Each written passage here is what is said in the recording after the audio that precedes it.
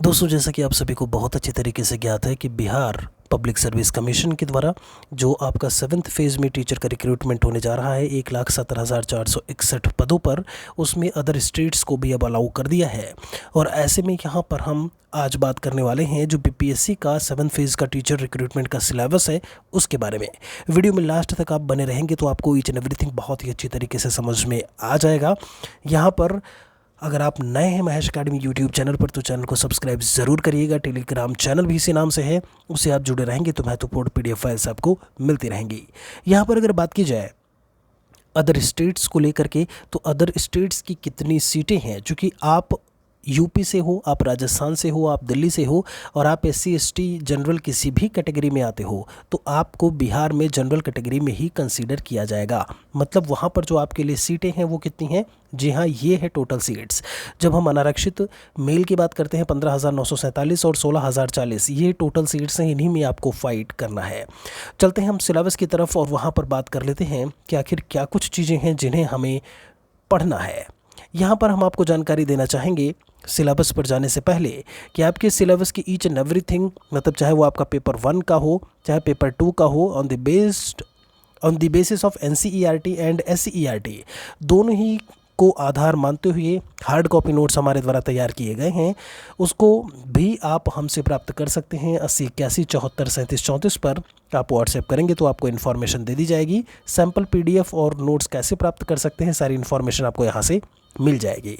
सबसे पहले दोस्त हम यहाँ पर बात करेंगे कि आखिर जो 1 to 5 के लिए आपका लिखित परीक्षा वस्तुनिष्ठ जो कि होगा, ऑब्जेक्टिव टाइप का होगा, जिसमें नेगेटिव मार्किंग होगा, वो आखिर उनमें क्या क्या चीज़ें हमें जो है वो पढ़नी होंगी।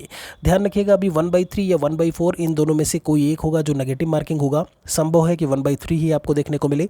तो सबसे पहले यहाँ पर आपको 2 पेपर देखने को मिलेंगे। पहले पेपर को इन्होंने नाम दे दिया है लैंग्वेज, जिसे हम लोग भाषा कह देते हैं। और यहाँ पर जो दूसरा पेपर है वो है जनरल स्टडीज़ का, जिसे इन्होंने सामान्य अध्ययन कह दिया है। भाषा की बात की जाए तो उसमें भाग 1 और भाग 2 आपका दिया हुआ है। मतलब 2 पार्ट में आपका ये डिवाइड है। भाग 1 के जो है वो 25 क्वेश्चंस होंगे, भाग 2 के 75 होंगे। और यहाँ पर जो प्रश्नों की संख्या है वो होगी 100। टाइम दिया हुआ है 2 घंटे। अगर हम बात करें कुल अंक को लेकर के तो 100 सवाल मिलेंगे, 100 आपके टोटल मार्क्स यहाँ पर आपको देखने को मिलेंगे। ध्यान रखिएगा, जो हम पार्ट 1 की बात करते हैं यानी कि जो इंग्लिश होगा वो 25 मार्क्स का होगा और ये सभी के लिए कॉमन है।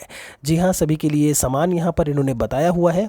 दूसरी चीज़, जब हम भाग 2 की बात करते हैं तो भाग 2 में आप हिंदी भाषा, उर्दू भाषा, बांग्ला भाषा, तीनों में से किसी एक भाषा का चुनाव कर सकते हैं। ये भी ध्यान रखिएगा, दोनों भाग को मिला करके कम से कम 30% मार्क्स आपको लेकर के आने हैं और इसमें आपकी नेगेटिव मार्किंग नहीं है। जो नेगेटिव मार्किंग होगी वो पेपर 2 में होगी। पेपर 1 में कोई नेगेटिव मार्किंग नहीं है और ये क्वालिफाइंग नेचर का है और कंपलसरी है। मतलब सभी को, चाहे आप प्राइमरी के लिए आवेदन कर रहे हों चाहे आप अपर प्राइमरी के लिए कर रहे हों, सभी को ये पेपर आपको देना ही देना है। तो यहाँ पर ये हो गई बात जब हम बात करते हैं आपके लैंग्वेज के बारे में। दूसरा है जनरल स्टडीज़, 120 मार्क्स का होगा। 120 आपके यहाँ पर क्वेश्चंस आपको देखने को मिलेंगे। इसका भी टाइम जो है वो 2 घंटे दिया हुआ है। मतलब टोटल आपके 4 घंटे हैं। और जब हम मार्क्स की बात करते हैं तो 220 मार्क्स का आपका पेपर होगा। संभव है कि सुबह आपका पेपर 1 हो यानी लैंग्वेज का, और फिर शाम के टाइम में आपका जो है वो जनरल स्टडीज़ या सामान्य अध्ययन का पेपर हो जाए। इसके बारे में जैसे कुछ बाद में इन्फॉर्मेशन लगेगी हम आपको उससे अवगत ज़रूर करवाएंगे। 1 to 5 की अगर हम बात करते हैं तो जनरल स्टडीज़ में क्या कुछ चीज़ें होंगी यहाँ पर आप देख पा रहे होंगे। सबसे पहले जब हम बात करते हैं तो मैथमेटिक्स आपको देखने को मिलेगा। उसके बाद इसमें रीजनिंग दिया हुआ है।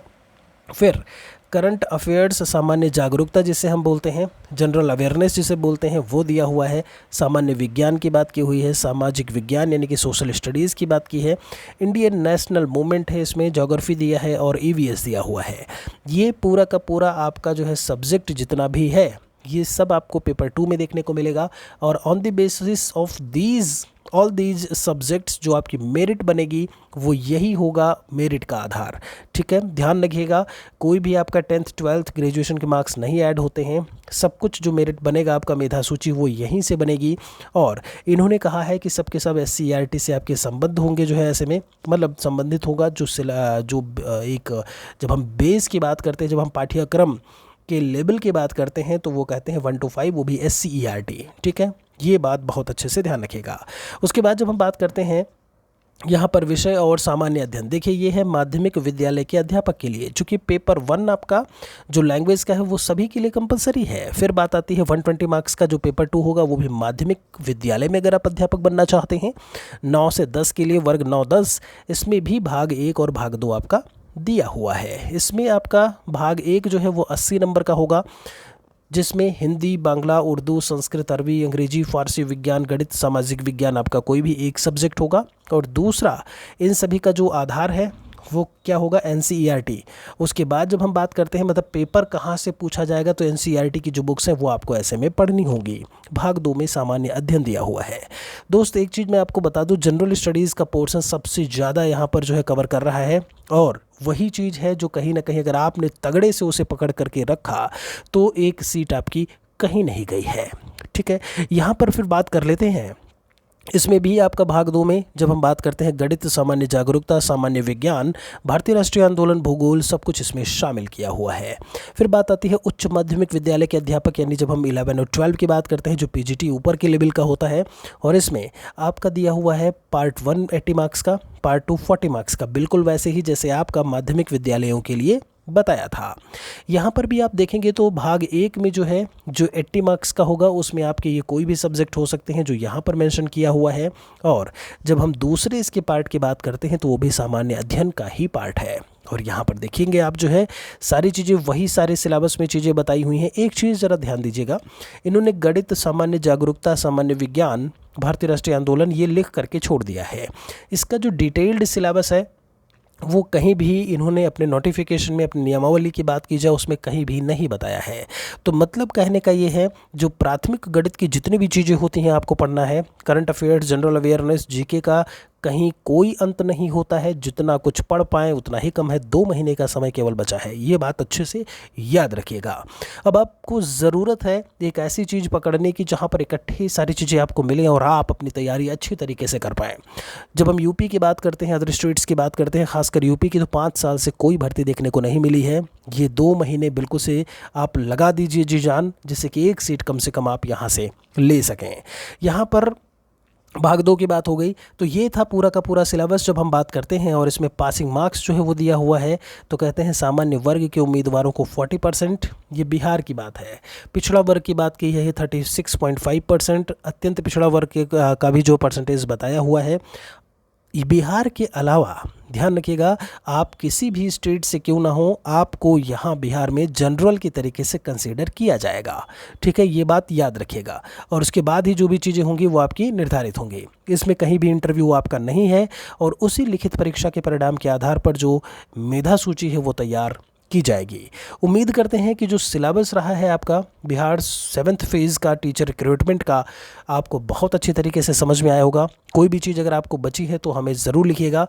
नोट्स के लिए 80 81 74 37 34 पर संपर्क कर सकते हैं, जहां पर सभी सब्जेक्ट का हिंदी इंग्लिश से लेकर के एक सब्जेक्ट का विद अपडेटेड करंट अफेयर्स सब कुछ हम आपको प्रोवाइड करा रहे हैं।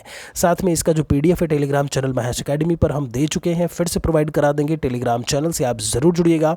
अधिक जानकारी के लिए एक बार वीडियो के डिस्क्रिप्शन को आप ज़रूर चेक करें। सभी को अग्रिम शुभकामनाएं हैं। फॉर्म जैसे भरना शुरू होगा हम आपको उसके बारे में ज़रूर बताएंगे। शुक्रिया आप सभी का। जय हिंद, जय भारत, वंदे मातरम।